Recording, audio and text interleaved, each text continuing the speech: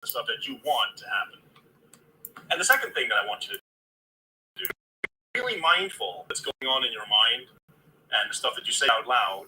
And whenever you say something about yourself that's self-deprecating, 10-minute game, that you assume that is real, like maybe you're clumsy, or maybe you're dumb, or maybe you've always been bad at something, or maybe you're just not the type to be able to do something, I want you to change that purposefully around at that moment. I want you to preferably say it out loud to yourself and actually stand behind.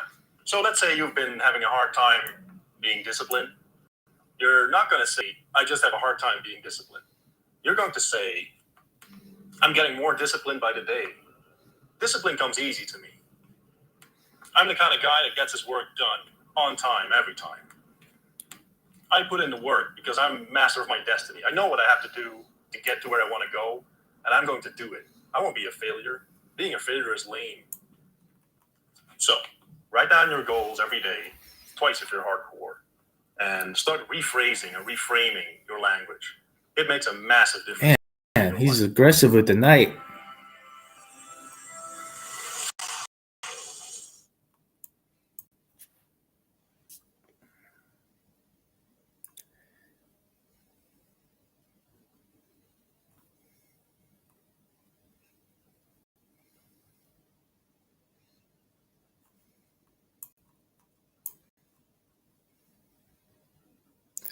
Should have took him.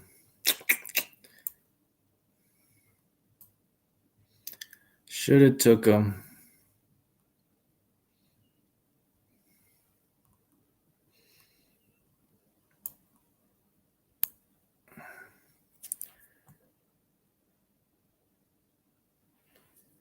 My podcast went off. I don't know what happened.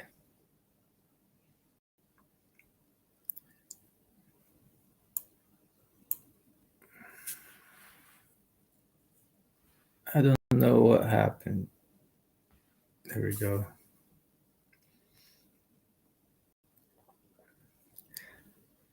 Playing the pawn game.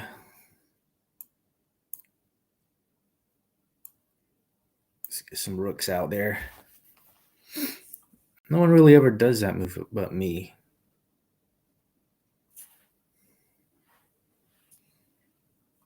Let's talk about two super useful heuristics in the field of rejection, because we're all going to face that a lot, especially if you're in sales. And if you haven't figured that out yet, everyone is in sales. Doesn't matter if you have a business, doesn't matter if you actually work in sales.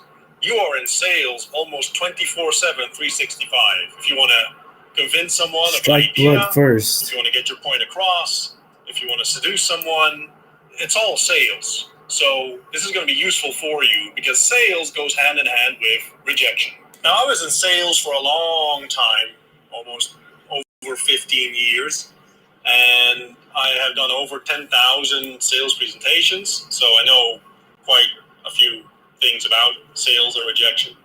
And way back at the beginning, I used to door-to-door selling, which is brutal. Like, you face a lot of rejection if you go door to door, just ring the doorbell, do your pitch, get blown off, and then go to the next doorbell. Right. It was a great experience, even though it wasn't exactly fun to do. But it was a great experience because it sort of teaches you to be tougher, mentally tougher, and to keep going, even though you don't want to. And this is something that is sort of bred into us, where if someone tells you no, we tend to take that very seriously. We tend to take that personally as well. So that's the first heuristic that I'm going to give you in terms of rejection. It is never, ever personal. You may think it is, and you may try to convince yourself that it is, but I want you to internalize that it's never personal. It's not about you. It's about whatever you offer at that moment. And it's like a picture in time. It's about the mood of the person that you're pitching. It's about the circumstances. It's about their current budget, their current situation. A million things play into all of this. Maybe they woke up that morning with pain in their stomach, and that's the reason why they're now cranky, or why they don't feel like talking to you, and that's why you get rejected. And then if you don't have this internalized, you're going to think that it's you. But it's not you. It's the fact that their stomach is hurting, or they have They had a fight with their wife, or their dog is sick, or whatever. It can be anything. Like their hamster died yesterday, and now they're distraught because it's their favorite hamster. And you're thinking, like, it's me. It's the hamster. That has nothing to do with you. So number one, always remember, rejection is not personal. And don't ever think that it is. Because once you think that, things slide downhill really, really fast. It's always about, Oh, he just took a pawn. Whatever you're offering at that time just isn't a good fit for whatever reason. Doesn't really matter what it is, but it's not personal. It's not you that they're rejecting. And then the next point goes hand in hand with this, and that is that the opinion of people that don't give you money, that don't say yes, that don't want to work with you, has no value. Because people get this wrong all the time, and it's super annoying. Like, I used to have this with a colleague of mine. I did this door-to-door thing, right? And later on, I started to do mailings. So I would do real estate, right? Be a local real estate agent. And I would do these mass mailings. And some of my colleagues were starting to copy me. And one of them started doing it, and then he got these complaints. Because you always get Karen complaints, right? These middle-aged housewives that have nothing to do all day, and then they get a letter, and apparently they didn't want the letter, so they start complaining. And he did like 1,000-piece mailing, and then he get like 3 complaints of Karens. And he comes up to me and says, well, how do you handle this? And I said, well, I don't. I said, well, but these people are angry. I said, well, they're not giving you money, are they? So it doesn't really matter, does it? And this ties back into your childhood as well, where you were taught that if someone is angry with you, or like if someone is critical about your work or whatever you did, you should pay attention to it. Well, to an extent, yes. But in this case, if these are people that are not giving you money and that wouldn't give you money anyway, very important point, these people are never going to be clients. Their opinion doesn't matter. Like we had that, I saw that in copywriting a lot, where people send out emails and then you get an email back from some extremely frustrated dude saying, yeah, you're a bunch of amateurs and you should be ashamed that you're, emailing me and this is wrong and that is wrong. And you're like, bro, just ignore it. Delete the email, get him out of your database and move on with your life, because he was never going to be a client anyway. His opinion doesn't matter. Even aside from the fact that you have to be like sort of mentally unstable to do like a long reply to a cold email, that's a problem. But without doing some psychological analysis, let's just say if they're not giving you money, their opinion doesn't matter. Good rule to follow. So, recap. 1, rejection is never personal. It's always about what you're offering at that point in time. Never personal. And 2, the opinion of people that don't give you money doesn't matter.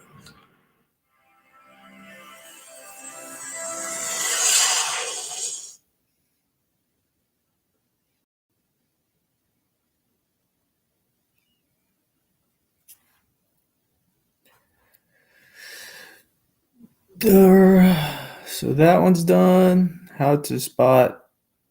Let's see how our stream looks. Anyone in the chat?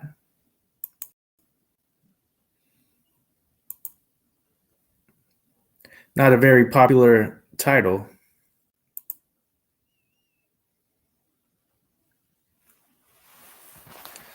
I think when the chat box is open, my webcam closes out. That's weird.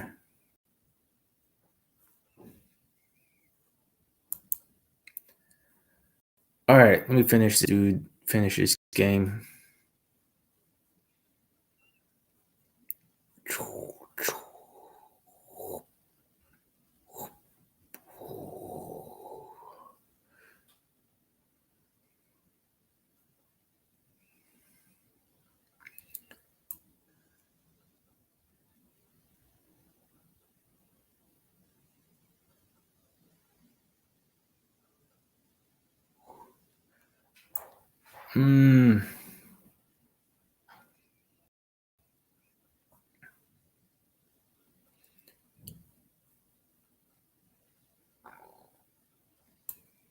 Yeah. No.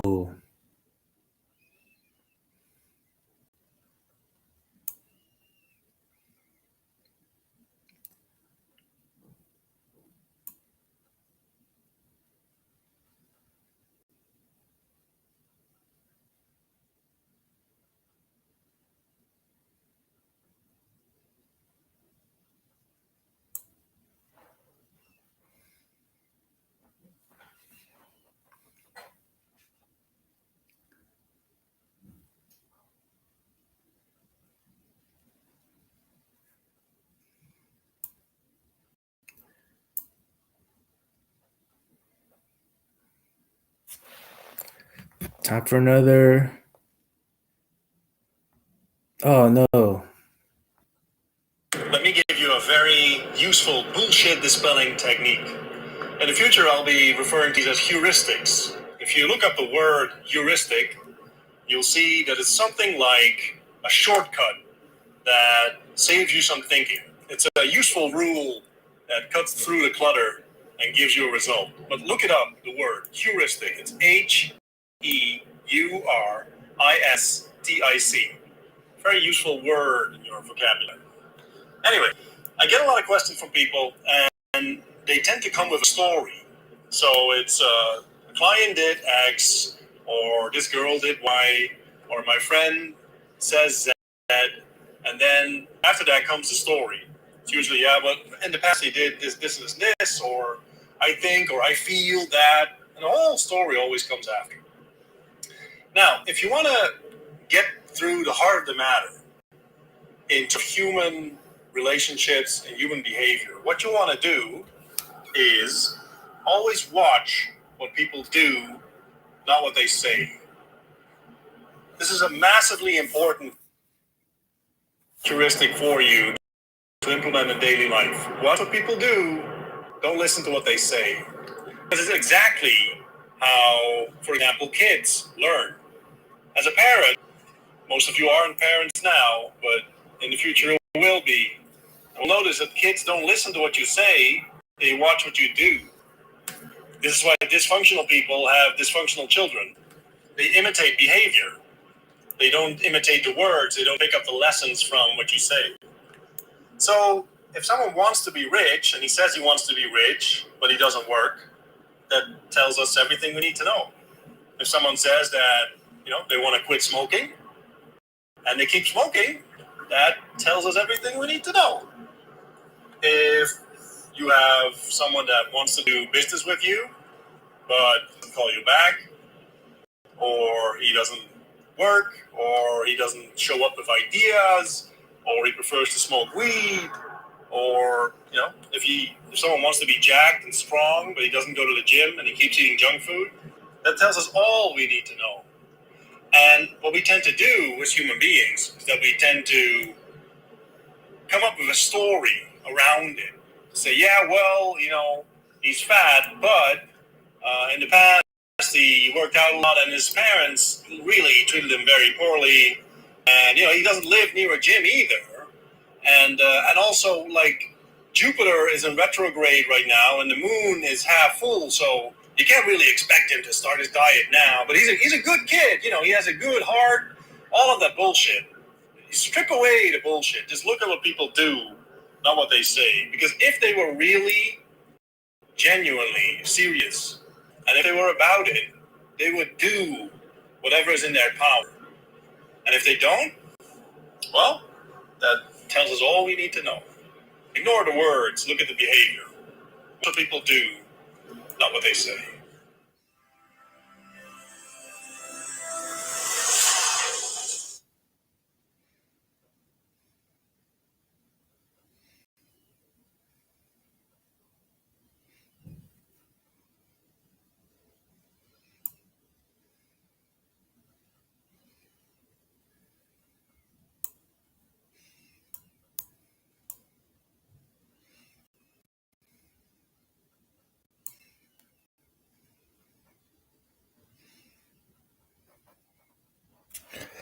All right.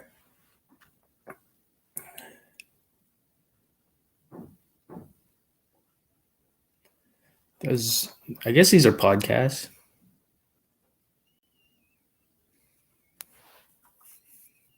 Let's talk about how to get paid more and promoted faster.